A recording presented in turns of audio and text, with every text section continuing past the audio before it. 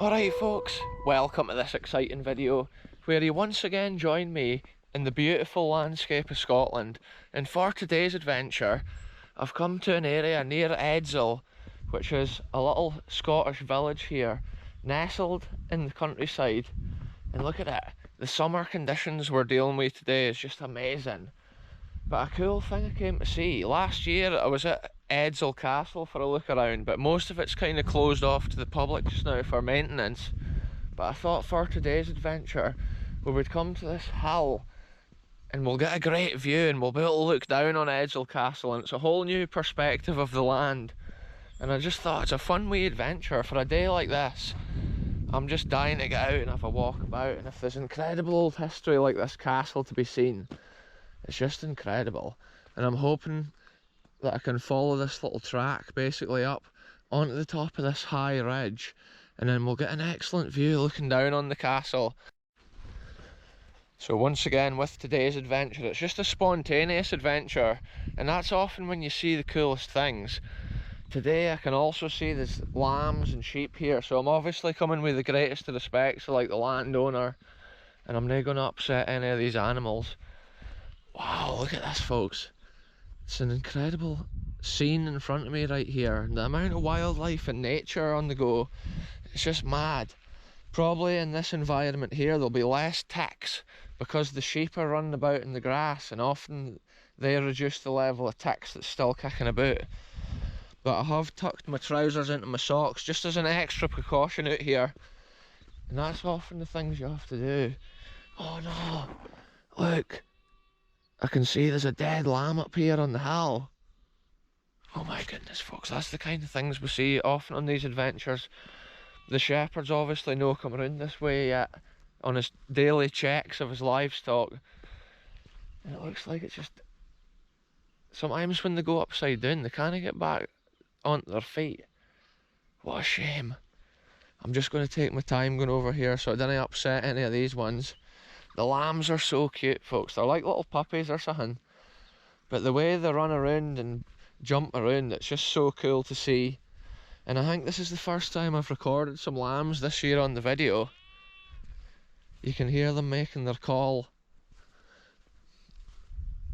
And I'm obviously trying not to get attacked by any of the fully grown sheep here as they try and protect their young. This is interesting because on this dike line here, I can actually see there's like an ancient gatepost, and I wonder if that's related to the times of Edzell Castle here. It's often interesting to theorise the history, or sometimes with an adventure like this you find other little nuggets of the history that you never even knew existed. Look at this folks, we're greeted with these, I think they're called foxgloves up here on the hill, and look, you can see the bees are proper getting a feed of the pollen in there. Wow, that's real wildlife of Scotland. That's the kind of nature that we love sharing here on the channel. Little corners of the Scottish landscape that's hardly seen, hardly documented. And if it isn't the ancient history within it, it's the crazy plants and nature and wildlife. It's just mind-blowing often to see. This is such a steep hill here. I think this track's been in here probably now for the gamekeepers, but originally when they were clear fell in this little forest here. Yes, we've made it here to the top of this hill. What a view all around. We can now see incredible interesting areas and pieces of history which are almost normally hidden when you're down at street level, down at road level. You don't even see what's all around until you come a wee bit higher like this. It's just so interesting. I'm gassed out after walking up that steep hill. It was just so extreme. Here's an interesting thing, down where I'm parked, it's actually the old graveyard, and that dates back to ancient times related to the castle. And then further over this way we can see the village of Edzell, and down here in one of these fields is actually the old Cold War ROC nuclear observation bunker, and this one here at Edzell was actually a master post. So that's a cool little bit of history. And then over at this side, you can hardly actually see it. I was hoping I would get a clearer view from here, but Edzell Castle's actually down in this hollow. which is one of the most magical pieces of history around here. I'm just wondering if this track continues on round, because I could have followed it up to the other side. Yeah, that's what we'll do, folks. We'll see where this actually goes. That's what I mean about these adventures being spontaneous, and sometimes you never know where you're going to go. Oh, aye, it looks like this road just actually stops. It goes around that way. I was actually hoping to go down this side, I would say. So we're now down on the bottom road here, and that was where I was a minute ago up at the top. And look, there's this kind of like watery area. I think this area is mostly used for gamekeeping and such like modern industries. But it's just absolutely beautiful, folks. The scenery around here is just blowing me away. Over to the far side of this waterway, I can actually see Edzell Castle here, and it's made with the sandstone. A lot of the time, the castles around that era were constructed with the original stone on the land. And they would have a local quarry, so sandstone's in this area, and it's a popular building material from back in the day, like. And it gives it so much character. It has that red look. So check this out, folks. We've actually managed to get across that ravine and just check out the castle from this angle. Absolutely incredible scenes once again on this video. Not only the incredible summer conditions, but seeing this here, it's so special.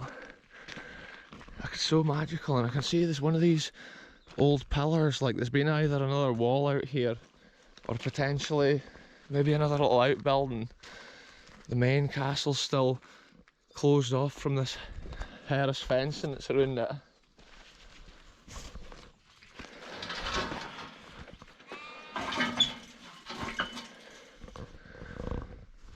Countryside code, folks. You always leave the gates as you find them. And shout out to these lads here that's fencing up on the hill behind the castle. Wow, check this out, folks. We're literally doing a spontaneous walk around the perimeter of this. I never thought I'd be coming around this route today. It's just amazing. I'm overheating from the sunshine though. It's proper like 20 degrees Celsius or whatever. And it's just almost midday, so it's proper warm. Yeah, this is so cool. You just see it through the trees and through the bushes now and again. You get that little sight of the castle and the stonework and stuff, so special. Wow, there's loads of wee like outbuildings, and look at this, the wee lambs is in front of us here. Yeah, they are getting some shelter here under the trees from that extreme sunshine which is blessing us today. They'll be feeling it with their wee woolly coats.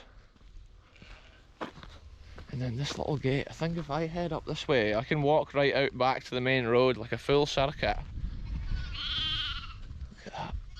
I love hearing the lambs and stuff making their noise. These ones look super young. That's it, early summer, folks. It's the sound of Scotland. Wow.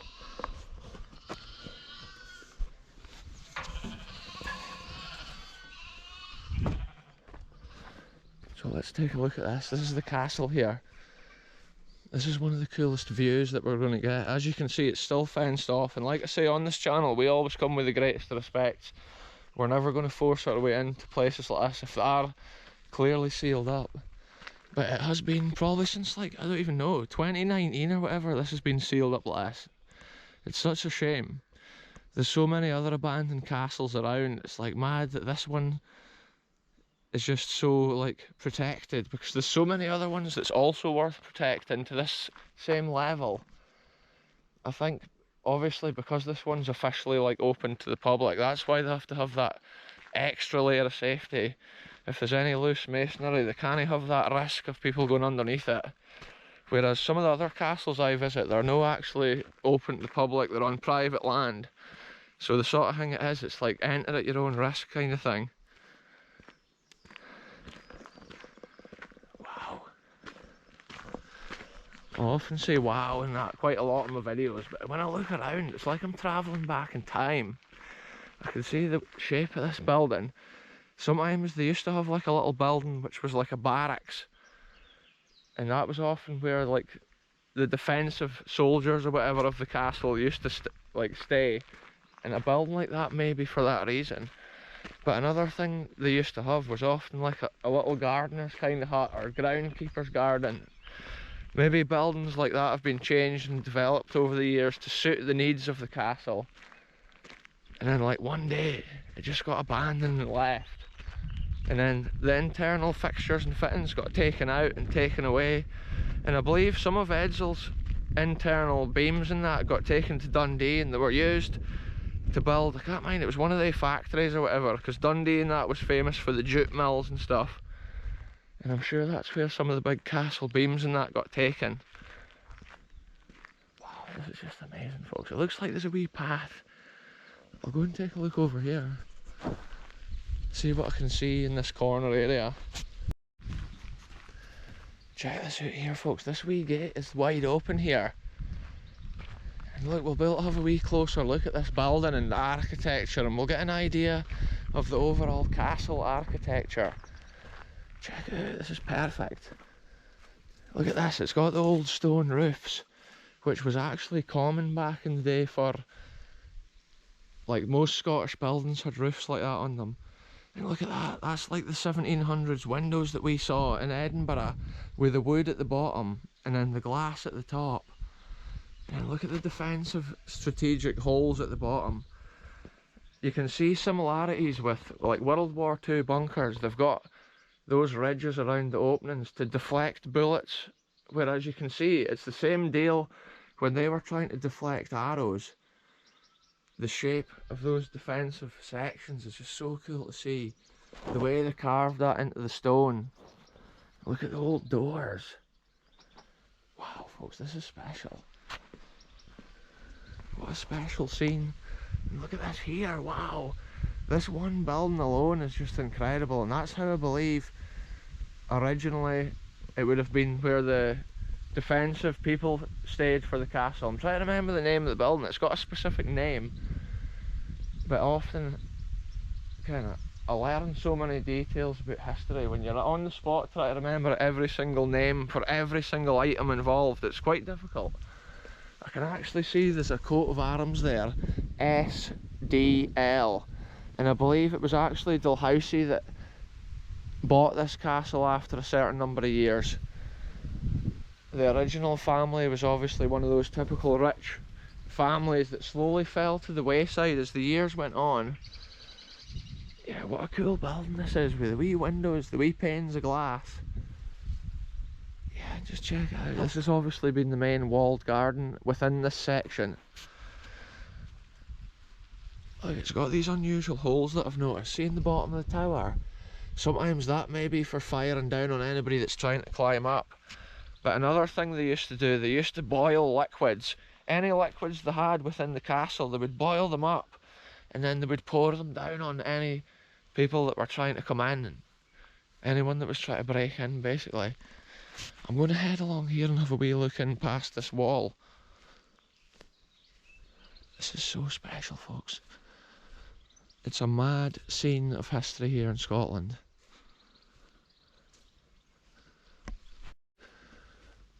If anybody's on holiday here in this area, Edzell, Scotland, they should definitely stop by this castle for a look. It's got some of the finest architecture of most Scottish castles. Look at this here, 1604 it says on there. So that shows the majority of this will be 1600s construction. Wow, look at this here. See, they have got separate sections fenced off, so maybe it is open in certain areas. Wow, folks, just check that out. Abandoned history of Scotland once again on the channel. Look at it, this has had proper, this has been buildings here as well with the corner tower, and it's got the same little hole in the corner of the masonry. Look at that, so that shows that's the original detail there on these towers. Wow.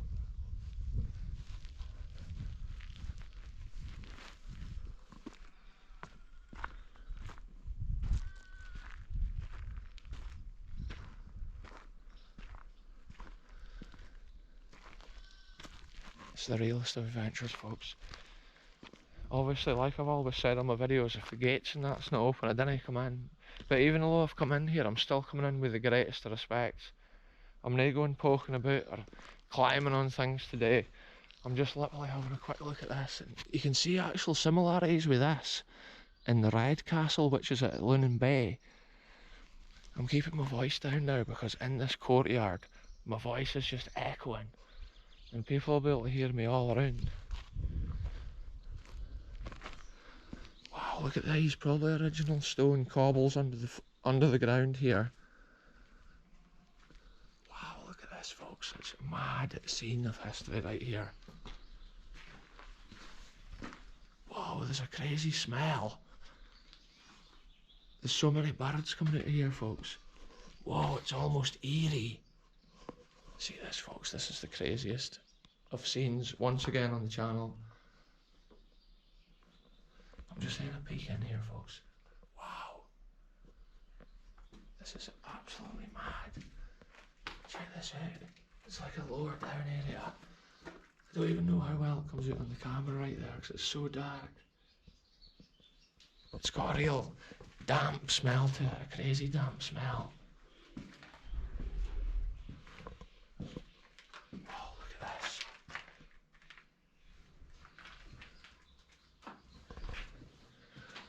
Wait, folks. Look at the wear on these stairs. That shows the ancient history that we're dealing with. And look at this. Wow. Check this out, folks. Wow, it's real history. And look at the stone seats at the window.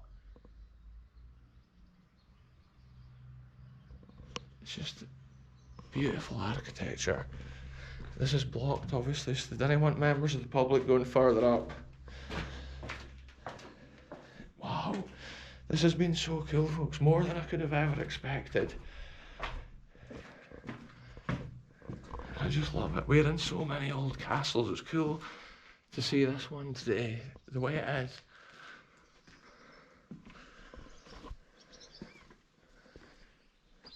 Wow, these birds are just flying around, and they're swallows. They're a common Scottish bird you get around here, and they make their nests up on the stones or in any little holes. They use the mud. They chew the mud up so it's soaking, and then they stick it to the wall. And they've got proper like little mud nests, and you get a lot of that around here. Wow, there's so much wildlife and nature around here.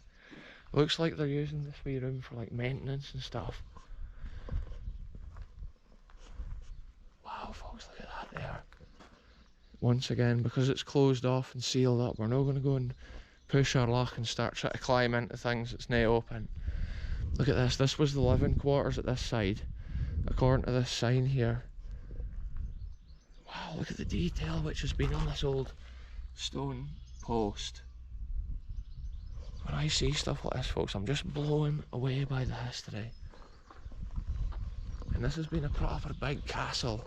But some of the castles we visit on the channel, there's only a tiny bit of them left, and you think, oh, it's just been a small castle. Whereas at one time it may have been as large and as grand as this. But the sad thing with a lot of castles and buildings like this, at a certain time in Scottish history, they used to come and take the stone to build newer buildings in the area, maybe like farms or slightly newer mansion houses. And it wasn't really until the Victorian period when civilization started caring about history, and places like this often started to get cared for. The bricks would get repointed and such like. Wow, look at this for a scene. Wow. I keep saying wow, folks, but it's real old school 1600s. And just think what they were doing back then. Think about the people that may have stood here. What were they wearing? What sort of things were they even thinking about? Outside the castle walls, civilization would have been so different, but also the landscape would have also been so different. And that's the kind of thing I often imagine. It's almost like travelling back in time. Think of the gardener that may have gone out and in that door, doing his day's work, pushing the barrow. Yeah, each of these on top of the wall has got these little curved bits, and each one's got its own individual carved pattern.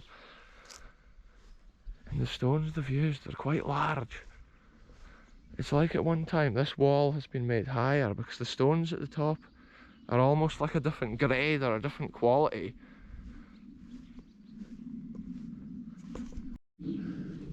This is another interesting detail that you notice with Old Castle. Whoa, there's a spider on the camera right there, folks. I'm going to get it off. I'm going to safely return it back to nature, folks. That's it, it's gone, it's on the grass. Wow. I had to put the camera down so the spider would drop down onto the grass there, folks. But yeah, an interesting detail here of the architecture. The way that old architects used to design these buildings to keep the stress and strain off the lintel beams here above the doors. You can see how they've built this piece. And that is actually like to take the main load of the wall off there, and it puts all the load down the side pillars. Because if they just had standard brickwork above the windows, it'd be too much pressing on these sandstone lintels. And that's the reason that you see this. But it seems to be castles from the 15 and 1600s. That's a common thing, a common practice. And sometimes it's almost like a bridge, you could say, the way it bears the load. Sometimes you actually get them further up on the wall, way above the window. Other times you get them right low down like that. The shape of these ones are so cool because it's totally designed so it's difficult to fire an arrow or whatever into, or even a musket at a certain time. Whereas if you're trying to fire out that hole, it's super easy. You've got your full range. And it's crazy to think these places were genuinely built for that. It was the front line of warfare at a certain time. It was the heart of the battle. And then one day it was just left and deserted. Many years later, taken over and cared for in the manner it is today.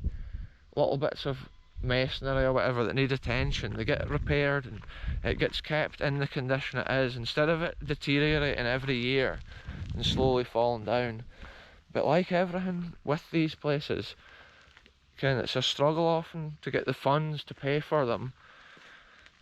If there wasn't the same tourism or whatever visiting these places, it'd be harder for them to keep maintaining it. And that's why all my viewers, if they're in this area, they should definitely come down and visit Edzell Castle once it opens back up.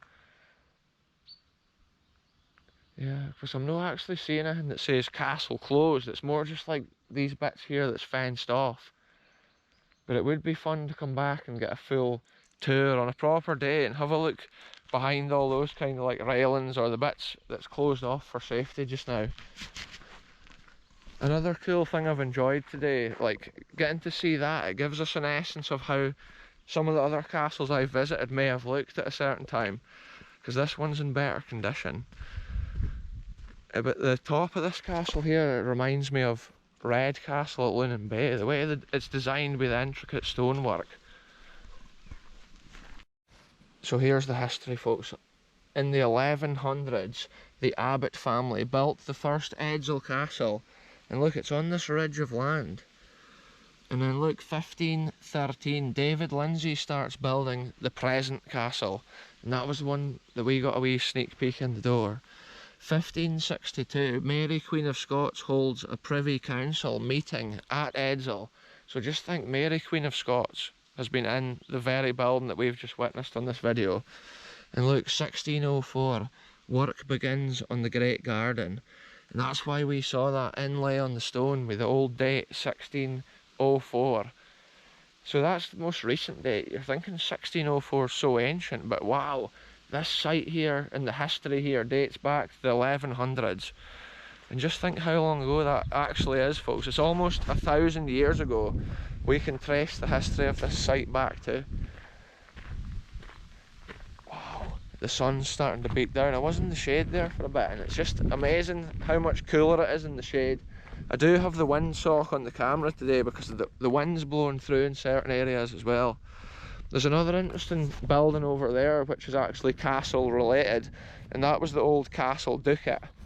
And these old castles and buildings had ducats in the 1500s because it was actually the government that made all these castles have ducats, basically. I'm not sure if it was a law, but they definitely had to have them, and that was for the collection of the bird droppings, which was used by the Navy and the military and the government for making some of their gunpowder, I'm sure, and their cannons and that back in the day. And that would have been the days of the old wooden ships and stuff that you think about, when the cannon holes were in the side.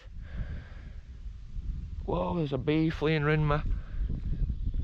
But yeah, I'm not sure if that building, which is now the Ducat, was also used as one of those barracks buildings on the external corners of this place, because you can see similarities in the design with the building over there. But also, if you look at this gatehouse, and then also that gardener's kind of cottage at the corner that we looked at, I believe that's been, I'll try and think of what the word would be, folks. That's been where basically the defensive soldiers of the castle's been based, though, in those particular buildings. And then later on, it was changed and developed to be a Ducat for the more modern needs in the 1500s of the pigeons and the pigeon droppings. So I just looked it up on Google there, the word which would be used for the building of a castle which was storing the troops, or like holding the troops, and they're saying barracks. On Google it says a barracks, but I believe back in the day there was another name used for that building. But it's amazing, I could just get Google way out here in this land by this ancient castle. I had my fingertips on all the information that I could need. It's just crazy how far technology's come on since the days a castle like this was first put in. An interesting detail, like the 1100s castle must have been on one of the ridges in a nearby field here, because I was just looking around seeing if I would recognise any of those ridges, but they all look quite similar around here. So look at this, folks, this is the gate that you would normally come in if you were coming from the village of Edzell, which is up this direction here. This is the Edzell Castle road in, and I think if you're going to visit it, there's parking and stuff down at the end, obviously next to that wee house. I can just imagine seeing the castle from back in the day with the smoke coming out of the chimneys when it was all one piece. It must have been such a grand castle, and it would have almost been eerie. Maybe at that time, if they had seen somebody walking up the road, they would have been saying, "Who is that?" Or maybe they knew all the locals. I believe down at that side was most likely an agricultural area for the castle, and I think that's the reason the Ducat and stuff's over there, or the original barrack building is actually over there. So I think there's always been castle operations as far as that ridge where the current mains of Edzell Farm is. You can just imagine these lands, like 1100s and stuff. It's crazy to tell that story on the channel and bring another wee bit of Scottish history on the video. There's just so many bees and wasps every 2 seconds, they're fleeing over my head. So many different colours of plants and trees and shrubs at this time of the year, folks. The landscape's fully alive. Summertime's in full swing here. The temperatures are just colossal. But I just love seeing all that mixture of the wildlife and the nature and the plants, and then inside all that, the history hidden within it. Every year having to survive the tough conditions of the cold winters and the frost, and then the heat of the summer. Often places like that can get covered up from the greenery, obviously with that place getting the grass cut and stuff regularly. It's keeping the area maintained around the castle. But some of the castles I go to, over the years, the ground is built up so high around them. When you're in the bottom story, you're literally under the ground nowadays. Another cool thing today, folks, it was amazing to see those wee lambs kicking about. And they're still just out there enjoying all that fresh Scottish grass. I can hear them making their call. It's been a cool mixture though with that. The lambs, the sheep, the wild lands. When I tried to get a decent view of the castle from the hilltop, and then getting to see that small corner of the castle and tell the story of its history dating back to the 1100s, and then to do a wee circuit like that, the spontaneous adventures are always the best, folks. I left one direction, I've come back the other, and it was such a fun wee walk. Anyway, I'm going to end this video here. Thanks very much for watching, and I'll be back soon with the next scene, wherever I end up going.